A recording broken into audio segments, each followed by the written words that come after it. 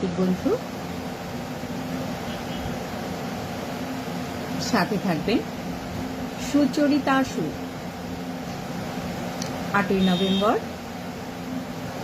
2025, 22শে কার্তিক, 1432 শনিবার। বঙ্গের ডাকবাক্স হয়েছে খোলা, মনে জমা কথার মালা হিম ঝরা এই সন্ধ্যাবেলা।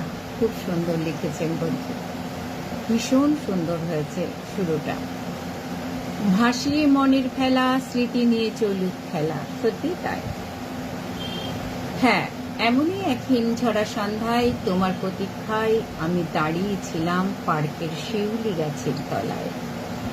শিশির সিক্ত শিউলির সুগন্ধ ভেসে আসছিল বাতাসে। এমন সময় আপাদ মস্তক চাদর মুড়ি দিয়ে সামনে এসে ভনিতা না করে একটা বিয়ের কার্ড দিয়ে ধরিয়ে দিয়ে বললে, 2রা অগ্রহায়ণ আমার বিয়ে।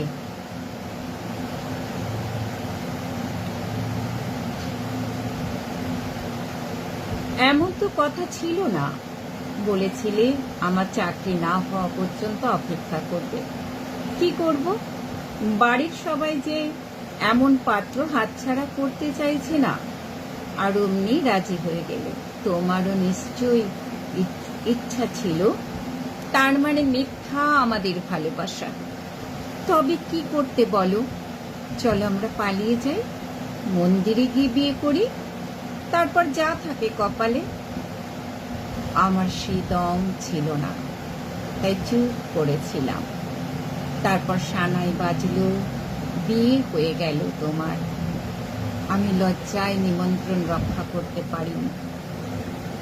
চোখের সামনে আমার ভালোবাসা অন্যের হাত ধরে চলে যাবে, সে যে আমি সহ্য করতে পারবো না গো।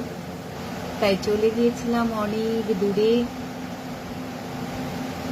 অনেক দূরে আমার বড়দির বাড়িতে। সেসব অনেক দিনের কথা। এখন সেই পাড়টা আছে, বাগানও আছে, সেখানে শিউলিও ফোটে, গন্ধ ভাসে বাতাসে। মাঝে মাঝে সেখানে গিয়ে বসি, তোমাকে খুব মনে পড়ে। বিশেষত হিম ঝরা সন্ধ্যা বেলায়। যেখানেই থাকো ভালো থেকো বন্ধু। আমার ভালোবাসা সব সময় তোমায় ছুঁয়ে আছে। আমার ভালোবাসা সব সময় তোমার সঙ্গে আছে। হতভাগ্য। আসি।